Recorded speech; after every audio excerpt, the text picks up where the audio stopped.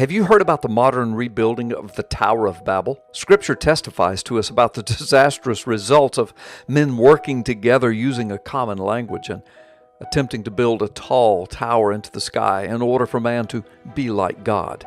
And in that scenario, God destroyed their plans and their universal language and scrambled the people so that they were speaking languages undecipherable to each other. So let me ask you a question.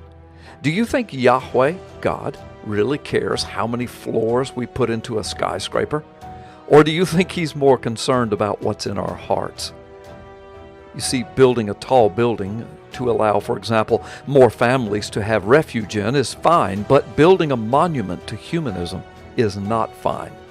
In the 2016 election cycle, we see a clear choice of nationalism versus globalism, and dare I say also between monotheism and humanism.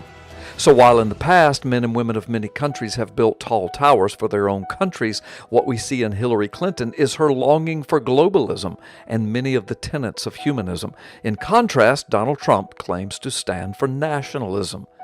So whether or not there are tall towers in the globalist New World Order, there is an insidious plan afoot to rebuild a modern-day Tower of Babel of a single world nation and possibly a one-world language.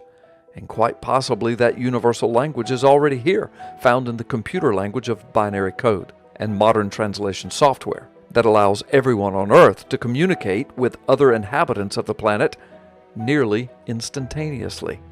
Recently, I was interviewed by WND.com about this very topic. Following are a few excerpts from that article and my comments in that article.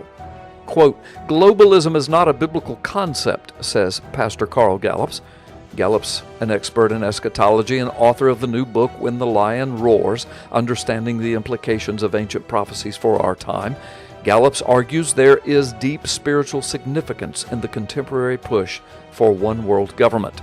The only attempts at achieving globalism presented in the Bible, Gallup said, were destroyed or dispersed by Yahweh God.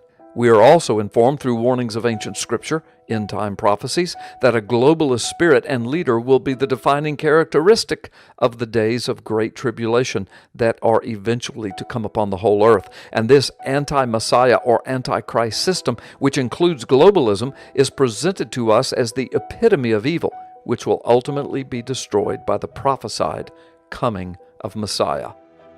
That same WND.com article went on to say, though it is not seen as popular in the mainstream media, Carl Gallups argues the principle of nationalism is actually strongly supported in ancient Hebrew scriptures.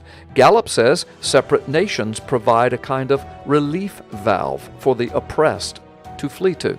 The United States in particular, Gallup says, has long served as a refuge for people around the world.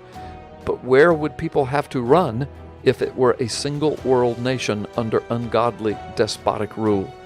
For this very reason, warned Gallups, the powers of darkness have attempted to destroy the concept of a sovereign America ever since its inception. Extraordinary events predicted centuries in advance are unfolding now before our eyes, and details of these events are covered in my new book, my latest book, When the Lion Roars, Understanding the Implications of Ancient Prophecies for Our Time. That book is available now in the WND Superstore. By the way, our special thanks to WND Books and to WND.com for granting permission to use excerpts of their texts for this video.